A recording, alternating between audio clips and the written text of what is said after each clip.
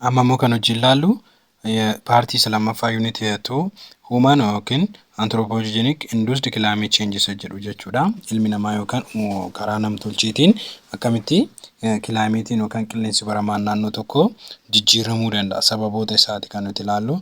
Egaa kana dura nature yookaan immoo uumamaan akkamitti uumamaan qilleensi jijjiiramuu akka danda'u bakka sadiitti karaa sadii ta'uusaa ilaallee jirra. Amma immoo akkamitti ilmi namaa qilleensa kana jijjiiruu danda'a? Maaloo godheedha ilmi namaa qilleensa kan jijjiiru kan jedhu haa ilaallu. Aerosols ingest into the lower atmosphere. Aerosol kan jennu wantoota tiin dastii ta'an yookaan immoo solid particles ta'an gara atmosferiitti maal gochuudha? Lakkisuudha. Gara atmosferiitti egaa wantoota akkanaa kanneen gaafa lakkisnu maali ta'a? Qilleensi naannoo keenyaa faalamaa deema. Fakkeenyaaf gaaziiwwan garaagaraa gara qilleensatti yoo lakkifaman emishinii gaazii yookaan ifa aduu sana qabuudhaan akka qilleensi naannoo sanii qorru yookaan effektii akkanaa irraa gahuu danda'u. Kun immoo qilleensicha jijjiiraa jechuudha. The human induced source include emission from factory, autos, trucks, aircraft, power plant, human furniture and free place. Ama human induced sababoonni ilma namaatiin qilleensota jijjiiruu danda'an tokkoffaa faaktarii keessatti faaktarii keessatti beekama karaa garaagaraatiin aarrii bahuu danda'a warshaalee garaagaraa keessatti jechuudha. Auto makiinota garaagaraa keessatti, tiraakii yookaan immoo wantoota akka konkolaataa kanneen keessatti, aircraftiin immoo xiyyaara garaagaraa keessatti, power plant kanneen jedhaman biqiltoota paawuriiwwan uumaman namoonni hojjetanii harka isaaniitiin itti fayyadaman, home furniture mana keessatti hojjetamu maashina garaagaraa nama hojjetuu fi fireplace iddoo ibiddi jirutti maali ta'uu danda'a? Gaazii galakkisuu dandeenya gara atmosferiitti. Yeroo kana immoo maali goonaree aerosooliidha inni kunniin qilleensicha jijjiiruu jechuudha. Many aerosols are not injected directly into the atmosphere but from when gas converted to particles, some particles such as sulfur and nitrate. Kanaafuu hubachuu qabdan aerosolsiin kun baay'ee isaanii directly atmosferiitti makamu miti. Directly atmosfera yookaan qilleensa baaqana sagadii lower partii kanatti makamu miti. Karamiin baqamu gaaziin garaagaraa gara partikiliitti jijjiiramaniiti. Gaaziin dhufee wanta jajjabootti jijjiirameetu maal ta'a? Gara partikiliitti jijjiirameetu gara atmosferii kanaatti makama. Isaan immoo fakkeenyaaf salfarii fi naayitireetii. Salfarii fi naayitireetiin fakkeenya gaazotaatii gara partikiliitti kanneen jijjiiramanii jechuudha. Land use of change amma haala fayyadamni haalli fayyadama lafaa namni itti fayyadamu yookaan immoo namtolcheen itti fayyadamu maali godhaa? Jijjiirama qilleensaa fiduu danda'a. Modification of earth surface taking place right now could potential be influence the immediate climate of certain region. Egaa naannoo garaagaraatti ilmi namaa lafa naannoo sanaatti fayyadamuun haalli lafa naannoo sanaatti fayyadamu potenshaaliin inni qabu dandeettiin inni qabu maali gochuu danda'a? Immediately naannoo sana qilleensa jijjiiruu danda'a. Haaromsi inni dachee irratti taasisu. Kana jechuun maal jechuudha? Fakkeenyaaf lafa tokko ciranii iddoo sana ciranii oomisha biraa irratti oomishuu jalqaba ijaarsa manaatiif iddoo daldalaatiif godhuudhaaf ciraa kan isaan adeeman ta'e maali gochaati kan deemu? Jijjiirama qilleensaa fidaati kan inni adeemu jechuudha. By decreasing evapotranspiration can be encourage the warming of land and as result albedo effect. Land surface characters such as vegetation cover and ground color influence the amount of solar radiation that is absorbed or reflect. Amma yeroo evapotranspiration kan jedhamu jira. Evaporation ni bishaan lafaatirraa hurkuudha. Transpiration immoo biqiltoota keessaa maali kan ta'uudha? Hurkaa miti. Isaan kun lamaan evapotranspiration jedhamu. Inni kun yoo hir'atu fakkeenyaaf dachee keessatti hurki kun hin jiru yoo ta'e evapotranspiration kun ho'i kun hin jiru yoo ta'e maali dabalaa deema? Lafti akka ho'itu go'a jechuun egaa bishaan hin qabu dacheen irra bishaan hin jiru akkasumas biqiltoota irratti jiinsi hin jiru yoo kana maali godha? Dacheen akka isheen ho'itu ta'a jechuudha. Erga isheen ho'ite immoo kun maali dabalaa deema? Ho'a lafaa san waa'ee dabalaa deemuuf kun immoo maali jedha? Albedo effective fidaa deema jechuudha. Albedo effective kanneen jennu kun vegetationiiwwan garaagaraa biqiltoota garaagaraa akkasumas immoo ground irratti cover godhanii kan argaman kalarii garaagaraa kan qaban isaan kunniin maali godhu? Ho'a solar radiation irraa dhufu kana hin xuuxusi absorb godhusi reflect godhusi ol deebisuus inni kun maal jedhameetu waamama? Albedo effect. Albedo effect kanneen jedhamu kun land surface irratti lafarratti vegetationiiwwan garaagaraa kalarii qaban sana fayyadamuudhaan ground kalarii qabu miti cover isaan kan godhan isa fayyadamuudhaan ifa raadiyeeshinii baddaadhaa dhufu sana yommuu absorb godhanii fi yommuu reflect godhan maal jedhama? Albeeldoo effect jedhama. Kan ammoo kan godhu evapotranspirationin kun lafarratti yoo increase ta'a kan inni adeemu ta'e decrease ta'a kan inni adeemu ta'e ho'a lafaa maalii godha waa'ee ta'eef hin dabala waa'ee ta'eef. Causing increase the desert condition process known as desertification. Kun immoo maalii godha? Lafni akka biqiltuu malee ta'u yookaan hongee gogiinsa lafaa yookaan immoo tuyyuu lafti qullaa akka taatu biqiltuun akka irraa ka'u godha. Kun immoo desertification jedhama jechuudha. Deezertii babal'isaa deema yookaan lafa gammoojjummaa babal'isaa deema. Inni kun desertification jedhama. Increasing greenhouse gas emission egaa akkamitti greenhouse gaasiniin greenhouse gaasii kanneen jenne kan akka carbon dioxide, nitrogen dioxide, methane, chlorofluorocarbon dhiibbaan isaanii yookaan gaasiin kunniin akkamitti emissionii isaanii dhiibbaan inni atmosphere irratti qabu maal fakkaata jennee ilaallume. Carbon dioxide is one of the greenhouse gas that strongly absorb infrared radiation and play major role in the warming of the lower atmosphere. Egaa carbon dioxide isaan keessaa mojarii gaasii greenhouse gaasii jedhaman keessaa isa guddaa fi iddoo guddaa kan qabatudha inni kuni. Akkasumas greenhouse gaasiin kun strongly maali ifa aduu dhufu sana yookaan immoo infrared radiation sana maali godha? Absorb godha yookaan hin tuutaa jechuudha. Kun immoo lafti maal akka taatu godha? Baaqani lafaa yookaan inni jalaa kun atmosphere inni jalaa kun akka inni ho'u akka inni warmi ta'u taasisaa jechuudha. We also know that carbon dioxide has been increased steadily in the atmosphere primarily due to human activity such the burning of fossil fuel like coal, oil and natural gas and desertification. Egaa carbon dioxide amma baay'inaan maali ta'ara dachee irratti still dabalaa jira jechuudha. Lafa irratti atmosphere nu irra jiraannu kan atmosphere irra gadii kanaatti maal ta'ara dabalaati kan inni jiru. Sababbiin inni dabalaa jiru inni guddaan maali jedhameeti kan inni fudhatamu human activity gocha ilma namaati. Gocha ilma namaatu carbon dioxide qilleensa atmosphere kanatti akka maaltu akka inni dabalu taasisaa. Gochi ilma namaa kun maalidha? Fossil fuel gubuu. Fakkeenya fossil fuel kanneen jedhan meeshaalee haftee wantootaaf kan akka lafee kan akka wanta garaagaraa kanneen gubuu. Fossil fuel kanneen jedhaman gaazii kan akka petrooleemii fa'aa hin jiru miti isaan kanneen keessa kanaaf oorii sana keessa kanafu fossil fuel gubuudha. Fossil fuel kunniin kan akkamiiti? Tokko kasala koolii kasala lama ooyilii dibata zayitii yookaan petrooleetii kan jennu kan jechuudha. Gaazii natural gas kan jedhamu siin jira yookaan immoo deforestation gochuudhaan biqiltuu lafa irra jiru sanarraa ciruudhaan jechuudha. Human activity kun inni guddaan ka burning of fossil fuel jechuudha. Fossil fuel immoo waa sadii of jalatti qabata. Koolii, oilii fi natural gas. Deforestation kan jedhamu immoo maalidhani? Bosona iddoo sana jiru ciruu bosona ciranii deezertii babal'isuudha. Kun carbon dioxide sababii kanaan gara atmosfeeriitti dabalaa deema. Kun immoo kan godhu primarily keeziin isaa maallaa ilma namaati jechuudha. Thus, the process of photosynthesis, the leaf of tree remove carbon dioxide from the atmosphere. Yaa ta'u garuu amma haala nuti jiraachaa jirru ilaala. Photosynthesis wanna jedhamutu jira. Photosynthesis wanni jedhamu kun ilmi namaa iddoo kana jiraate biqiltuun iddoo kana jiraata. Egaa biqiltuun iddoo kana jiraata. Ilmi namaa maal fayyadama? Oksijiinii fayyadama. Oksijiinii fayyadama. Carbon dioxide immoo maaliif fayyadama? Biqiltoonni immoo carbon dioxide fayyadamu. Kanaafuu biqiltuu baalli biqiltuudha maalii gochaa jira? Carbon dioxide kana garuu hir'isaa jira. Faalamni qilleensaa carbon dioxide kanarraa dhufa inni irraa yaa ta'u garuu photosynthesis keessatti baalonni jiran carbon dioxide kana hir'isaati jiru jechuudha. Biqiltoonni carbon dioxide then stored in leaf, branch and roots. When the trees are cutting in the burned or lifted to decay, the carbon dioxide goes back into the atmosphere. Amma carbon dioxide necha keessatti store ta'e keessatti kufamare baala biqiltuu keessatti branch wan damee biqiltuu keessatti fi hidda biqiltuu keessatti kufama carbon dioxide. Garuu yommuu nuti carbon dioxide muka kanneen murru fi gubnu jechuudha. Muka murree biqiltuu kana murree yoo kan gubnu ta'e maal ta'a? Carbon dioxide kun deebi'ee qilleensatti ol makama jechuudha. Carbon dioxide kun atmosfeeriitti kan inni deebi'ee makamu jechuudha. Yoo muka kan murru ta'e.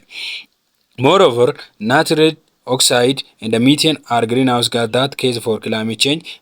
These three gases are different in how to absorb energy, prevent it from expanding to space, and how long the gas stay lifetime in the atmosphere. Egaa isaan biroo immoo nitrogen oxide kan jedhamu jira. Inni kunis akkasumas methane immoo greenhouse gaasii keessa gaasii climate change irratti dhiibbaa uumuu danda'an keessa isaan tokko. Gaasiiwwan kunniin sadan walumaa galatti qilleensa maal gochuudhaan absorb gochuudhaan ifa aduu gara dacheetti dhufu sana ooguudhaan yeroo dheeraadhaaf akka gaazini maalii keessa taa'u qilleensa keessa atmosferii keessa taa'u taasisuu jechuudha. Gaaziiwwan kun atmosferii keessa akka taa'u taasisu. Gaaziin atmosferii keessa taa'e jechuun roobni roobu tokko asiidiidha biqiltuudhaaf hin ta'u. Lammanni immoo qilleensumti naannoo sanaatu iyyuu faalamaati kan inni adeemu jechuudha. Haalli qilleensa fudhannaa fi baasa ilma namaatu sirrii ta'an adeemu jechuudha. Tasgabba'an adeemu jechuudha. Global warming. Egaa duratti ilaalleerra global warming kan jennu kun the average increase of what the climate change as warreen akka addunyaatitti averageidhaan kilaameetiin yoo kan dabalumu ta'e maali jennaani global warming jechuudha. Global warming refers the long term increase the average temperature of the earth climate system. Egaa siistama kilaameetii keessatti akka addunyaatitti averageidhaan yoo qilleensi kan dabalu ta'e ho'i qilleensaa yeroo dheeraadhaaf kan dabalu ta'e maali ta'a ho'a waliigalaa jedhama yookaan global warming. Amma global jechuun akka addunyaatti warming jechuun immoo maalidha? Ho'a addunyaa waliigalaati jechuudha. Averageidhaan kun waliigalaan biyyoota hundaa jiddu galeessa kan godhate jechuudha. Global warming may even be appeared where do you live. Egaa global warming ho'i kun yeroo tokko tokko echatti mul'achuu danda'a bakka nu jirrutu mul'achuu danda'a. The growth seasonidhaanis immoo yeroodhaa yerootti immoo dabalaa deemuu danda'a. For example, maybe getting longer or you may find the change of the leaf color and atom tending to happen later than in the past. Amma yeroo tokko tokko akka yaada kana hubannuuf jijjiirama kana qilleensi jijjiiramuu isaa yookaan immoo global warming dhufuu isaa biqiltoonni naannoo keenya jiran biqiltoonni nu biratti argaman baalli isaanii maal ta'a kalariin isaanii jijjiiramuudhaan baala sana ofirraa harcaasu. Kun sin mudachuu danda'a. Keessattuu atomii keessa springii fi atomii keessatti wanna kana hin mudata. Biqiltoonni tokko tokko maal baala isaan irra jiru sana maali godhu ofirraa kan harcaasan. Kanaafuu inni kun sababii maalti? Sababii jijjiirama qilleensaati jechuudha. Qilleensi jijjiiramera waa'ee ta'eef sababii kanaaf kan ofirraa qabasan baalota ofirraa qabasan maali godhu ofirraa gadi harcaasu jechuudha. Gadi harcaasu. Global warming in any given year, however, is small and they only become significant when average over many years such decade. Egaa global warming kan jennu kun dabaluu maalitti jenneerra dabaluu qilleensa addunyaa waggoota keessatti yeroo dheeraadhaaf ta'u jenneera.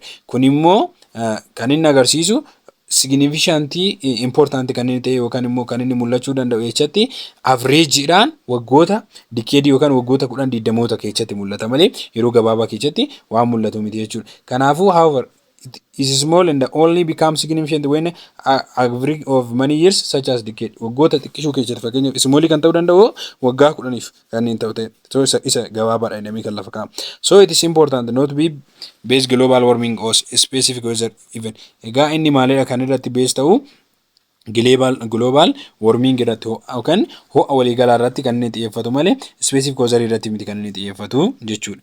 Here some key indicator of global warming mee global warming kana mallattoolee agarsiisan ilaallu. Tokkoffaa rising temperature.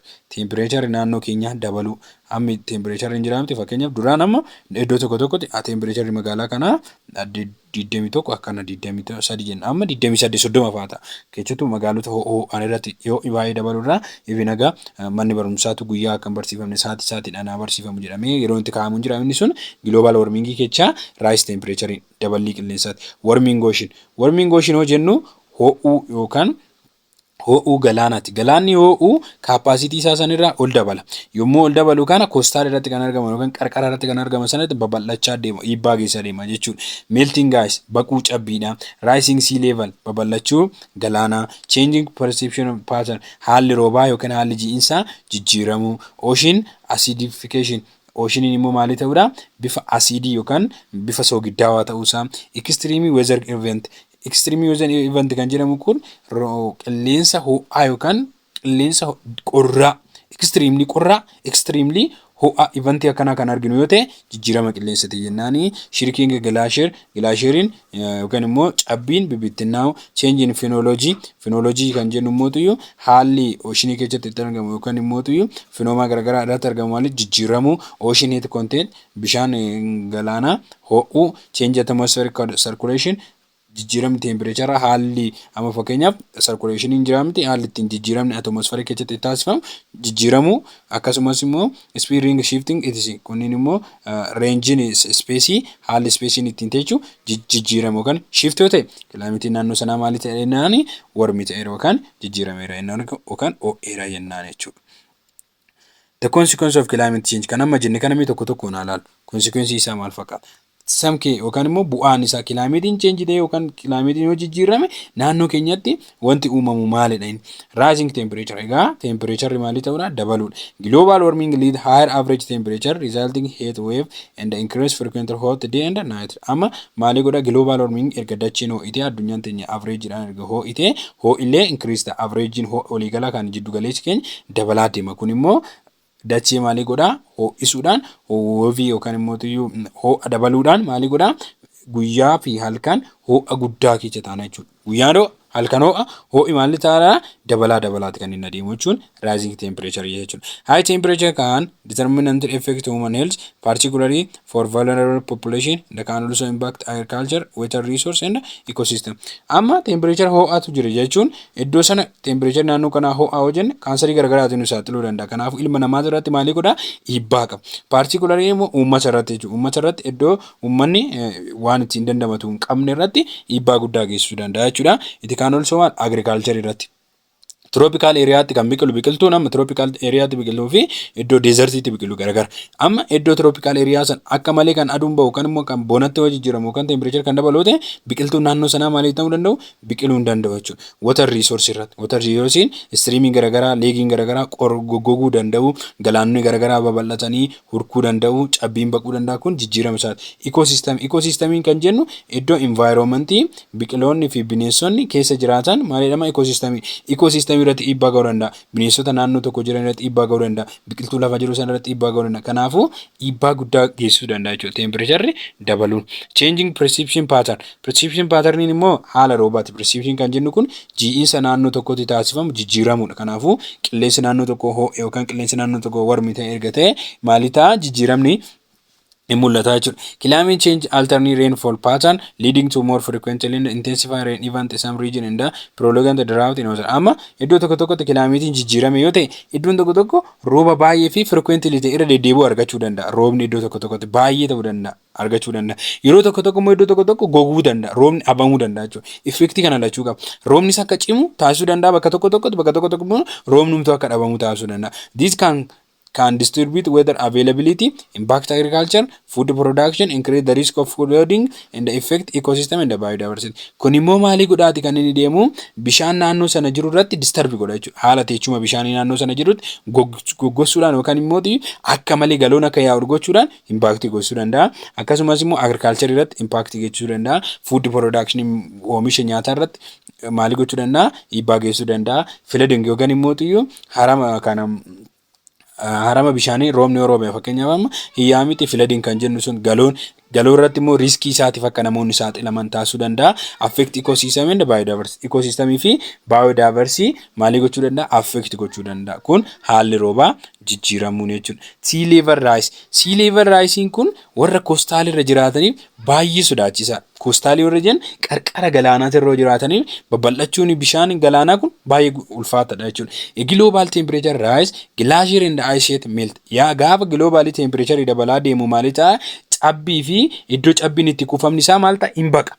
Cabbii fi iddoon kuufama cabbii hin baqa jechuudha. Kun immoo contribution to rise sea level. Kun immoo maali godhaa? Akka galaan daballiin galaanaa amma bishaan qabachuu galaanaa akka ni dabalu ta'a jechuudha. Sea leveliin akka ni dabalu ta'a.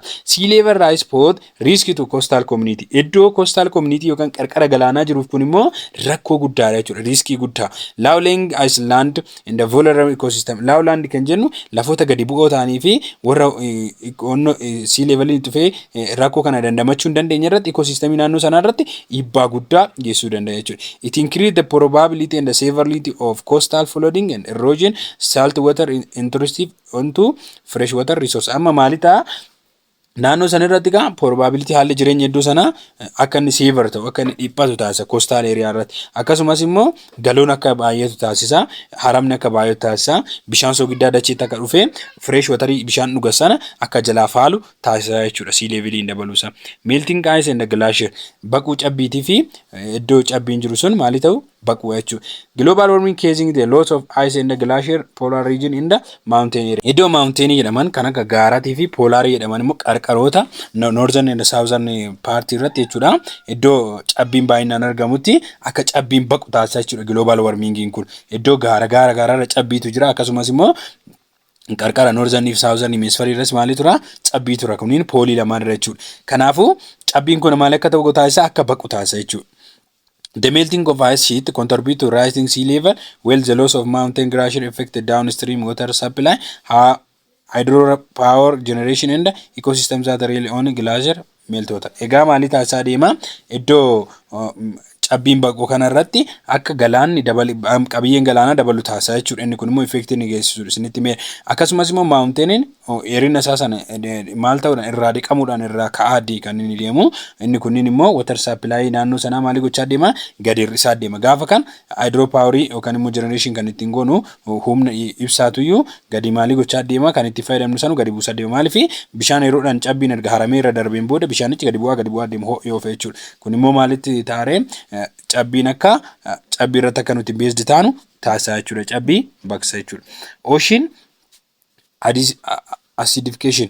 Egaa oceaniin bifa soogiddaawaa yookaan immoo acidification ta'uu danda'a. Sababbiin isaa maal dhaabsitan? Amma dacheen ho'itee gaafa meelti taatu humnoonni garaagaraa urkoonni garaagaraa soogidda baay'ee qaba miti dacheen bishaan keessaa urkaa deema. Gaafa kana soogidda duwwaadha kanaaf galaana keessatti. Gaafa kana maal taaree acidification ta'aa deema jechuudha. The increased absorption of carbon dioxide then ocean lead to ocean acidification. Kanaafuu carbon dioxide gaafa temperature baddaa dhufu absorb godhee qabatu acidification yookaan galaanni akka soogiddaa ta'u taasisaa jechuudha. Acidification of sea water negative affect marine ecosystem. Egaa marine kan jedhaman bineensota bishaan keessa jiraatan irratti galaan acidification ta'uun kun maali qaba? Negative affect qaba jechuudha. Dhiibbaa negative. Particularly coral reef and shell forming organism like mollusks and some plankton species. Egaa isaan immoo galaana keessa jiraatan kan akka plankton jedhamanii fi mollusk jedhaman irratti organization kan irratti maali godha? Organismii kan irratti dhiibbaa guddaa geessisuu danda'a. It can disturb marine food webs and impact fresh and coastal economy. Egaa haala jireenya bineensota galaana keessa jiraatanii nyaata isaaniitii fi iddoo isaan jiraatan sana irratti dhiibbaa guddaa taasisuudhaan coastal economy fakkeenyaaf qurxummiidhaan kan jiraatan warri coastal economy sana qurxummiin achi keessa jiran yoo dhuman maali ta'aa deemu? Miidhamaa deemu jechuudha economyidhaan iyyuu. Change in ecosystem and biodiversity. Egaa jijjiirranni dhiibbaan inni biroo immoo kilaameetii dhiibbaan inni qabu kan biroo ecosystemii kan jedhamu haala bakkee biqiltoonni fi bineensonni bakka tokkotti itti jiraatan environmentii santu ecosystemii jedhama. Biodiversity jechuun immoo lubbu qabeeyyii garaagaraa biqiloota garaagaraa kun biodiversity jedhama. Kanarratti maali godha? Hin jijjiiraa jechuudha. Climate change affect ecosystem and biodiversity by alternative temperature and precipitation pattern. Egaa akkamitti climate changein ecosystemii fi biodiversity jijjiirama? Temperature iddoo sanaatii fi haala rooba iddoo sanaa jijjiirudha. Temperature dabalee rooba gadi buusuu danda'a. Temperature gadi buusee rooba ol kaasuu danda'a. Kun immoo jijjiiramaa deemaa jechuudha. This can lead shift the geographical range and distribution of plant and animal species. Kanaafuu kun immoo maali godhaati kan inni deemu? Haala teechuma lafaa sana jijjiiruudhaan distributionii faca'insa biqiltootaa fi bineensota iddoo sana jiran maali godhaa? Hin jijjiiraa jechuudha. Shift godha. Distribution of ecosystem functionally, loss of habitat and increase the risk of specific extension. Amma ecosystemii naannoo sana haala teechuma yookaan immoo bineensotaa fi biqiloonni naannoo sanatti argaman functionii isaaniitiin akka isaan disturb ta'an fakkeenyaaf nyaataaf dhugaatii isaaniitiin baanii galuu isaaniitiin iddoo bulmaata isaaniitiin akka disturb ta'an yookaan akka jeeqaman taasisaa iddoo jireenyaa irratti akka jeeqaman taasisaa riskii dabaluudhaan bineensota amma fakkeenya biyya keenya duwwaa keessatti argaman exiting kan jedhaman lubbuudhaan irrachaa kan dhufan baay'inni isaanii gadi bu'aa kan dhufe maali gochaa deema?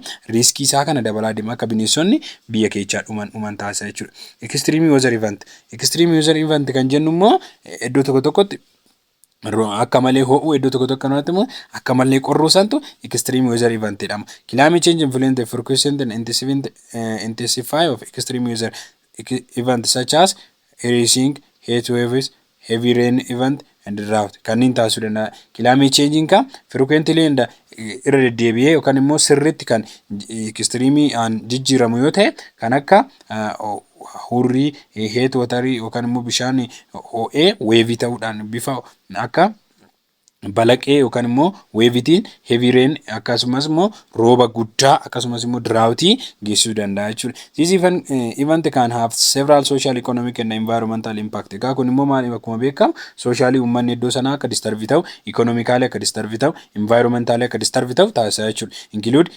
infrastructure damage, crop loss, displacement of population and loss of life. Egaa iddoo infrastructure amma roobni akka malee kan roobu ta'e ijaarsi garagaraa maal ta'a diigamaa kan deemu jechuudha. Dildilli garagaraa diigamaa kan deemu, infrastructure manneen barumsa garagaraa diigamaa deemu. Maaliif galoonoo itti seenu yookaan immoo hoo gogiinsi dhufe yoo iddoon fakkeenya biqiltuun dhaabame sun badaa kan deemuu danda'u jechuudha. Crop loss biqiltoonni garagaraa badaa kan deemanii fi uummanni iddoo sanaa displace ta'uudhaan bakka biraa kan qubachuuf adeemanii fi lubbu qabeeyyiin garagaraa immoo iddoo sana kan jiraatan lubbuu dhabuudha jechuudha bineensonni garagaraa.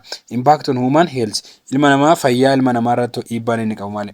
Climate change affect human health through various pathway. Egaa ilma namaa irratti jijjiiramni qilleensi qabu karaa garaagaraatiin ilaaluu dandeenya.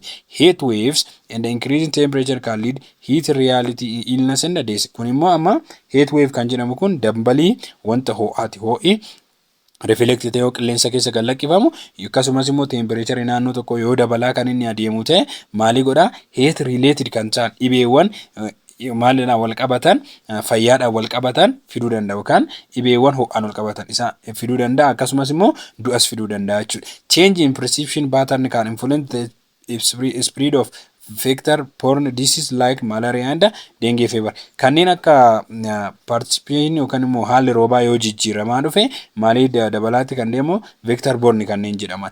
Dhibeewwan akka malaariyaatii fi dengue fever kanneen jedhaman akka isaan spread ta'an akka biyya keessatti babal'atan taasisaa jechuudha. Additional climate change can affect food security, water quality, mental health. Ilma namaati irratti dhiibbaan isaan biroo nyaata haala nyaataa naannoo sanaa affect gochuu danda'a. Qulqullina bishaanii affect gochuu danda'a. Mental health jechuun fayyaa keenya irratti maali gochuu danda'a? Fayyaa sammuu keenya irratti dhiibbaa geessisuu danda'a jechuudha. Distribution of agriculture and food security. Amma haala agriculture maali godha? Disturb gochuu danda'a. Food security disturb gochuu danda'a. Climate change poses risk to agriculture system by affecting growth season, weather availability and crop production. Egaa climate change yeroo nama fakkeenyaaf qonnaa growth season kan jedhamu biyya tokko tokkotti beekamaadha. Ganna jedhanii kan isaan waammatan jechuudha. Ganna san dheerechuu, ganna san gabaabchuudhaan agriculture san irratti akka inni riskii fudhatu, roobni akka dheeratu, roobni akka gabaabbatu gochuudhaan availability of wasarii maal gochuudhaan hir'isuudhaan yookaan dabaluudhaan akka haalli oomisha naannoo sanaa tasaabba'u yookaan immoo iddoo gallakkisu gochuu danda'u. Crop production fi water availability akka jijjiiramu gochuu danda'u jechuudha. Change in temperature and rainfall pattern can lead to reduced crop yield. Egaa jijjiiramni temperature kunii fi jijjiiramni roobaa kun immoo crop yookaan immoo guyyaa guyyaatti nyaataaf kan nu barbaachisan biqiltoota garagaraa akka nuti maalii goonu reduce goonu oomishni keenya akka gadi bu'u taasisa jechuudha. Alternate pest and disease dynamic and shift the suitable agriculture region. Egaa maal godhu pest kanneen jedhaman farri aramaatii fi dhibeen garagaraa immoo agriculture irratti maali ta'aati kan inni deemu jijjiiramaa deemu irraa kan ka'e iddoo mijataa duraan turre sana yookaan iddoo mijataatti hojjechaa turre sana irraa akka nuti jijjiiramnu taasisa jechuudha. Iddoo sana gallakifnee akka deemnu dirasii nu dhiibbaa nurraan ga'uu danda'a jechuudha. This impact can into food security and livehold particularly in vulnerable region. Egaa inni kun immoo haala nyaata keenyaa yookaan immoo tuyyuu nyaata keenya waan nu barbaachisu sana ulaagaa nyaata keenya nu barbaachisu sana guuttachuu fi haala jireenya hawaasummaa keenya irratti yookaan maatii jireenya maatii irratti dhiibbaa fiduudhaan keessattuu kan inni dhiibbaa irratti fidu jechuutti vulnerable region iddoo dandamachuu hin dandeenye. Fakkeenyaaf rakkoon tokko irratti dhufe isa nama nyaata isaanii lafa qotanii ganna nyaata bona nyaatanii ganna immoo wanna facaasan kan liqeeffatanii facaasan fa'aan jiru. Isaan kun vulnerable jechuun harka qalleeyyii ta'anii dandamachuu kan dandeenye rakkoon itti dhufe sana dandamachuu kan dandeenye san irratti miidhaa guddaa sodaa guddaa geessisuu danda'a jechuudha. Kuni part 2 isaatiin part 3 adaptation and mitigation strategy to climate change kan jedhu walitti deebina. Galatooma.